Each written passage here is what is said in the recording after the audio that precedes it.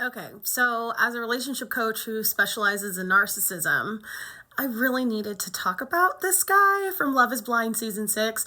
Now, it's really funny because I don't really ever have commentary on these shows because I really just don't care.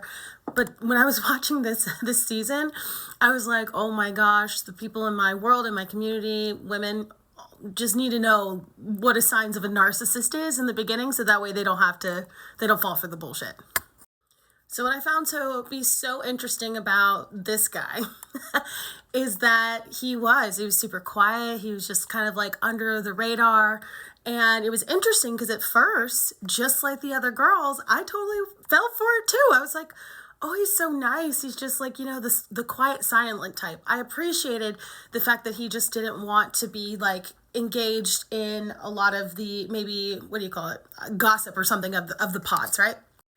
But let me tell you, when it came out that he had been talking to that other girl and spitting the same game to her after he already told AD that, like, "By the way, you're the only one. You're the one I'm trying to leave here with. By the way, let's get going. Let's leave right now."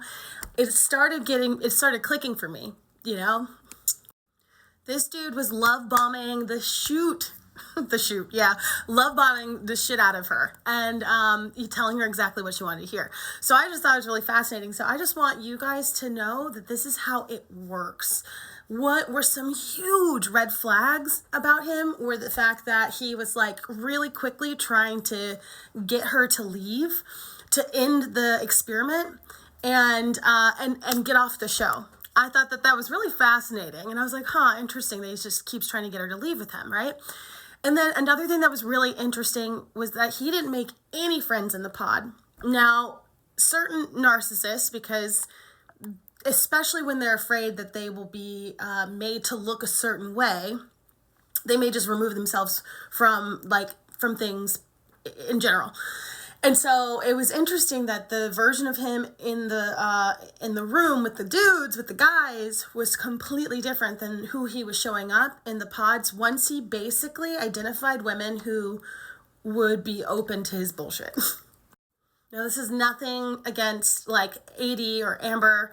I think that they just really genuinely wanted connection and they were looking for a good guy. And he presented himself as such as well. And sometimes, especially if you're used to dating a certain type, this type looks very appealing because he's nice. He's saying all the right things. He's charming.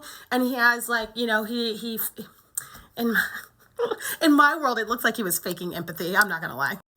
So moral of the story. Oh, and another thing, before I get to the moral of the story, is he kept trying to say, "Well, America will know. America's going to be on my side." Like, bro, we're not even here for America right now. Like, what are you talking about? I'm sitting in the pods with you. We're not even processing what's going on over there with the cameras. Like, I'm trying to see if you're going to be my husband. Like, why are we talking about America?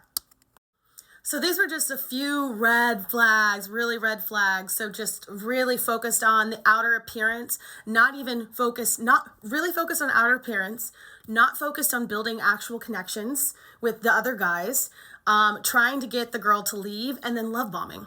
Okay, so if you experience any of these, or if you have experienced any of these, just know that you're not alone. Narcissists are very, they're very... Gosh, it seems like an epidemic out there, doesn't it? So for any Love is Blind contestants, if you happen to see this and you need some coaching after your experience, holler at your girl.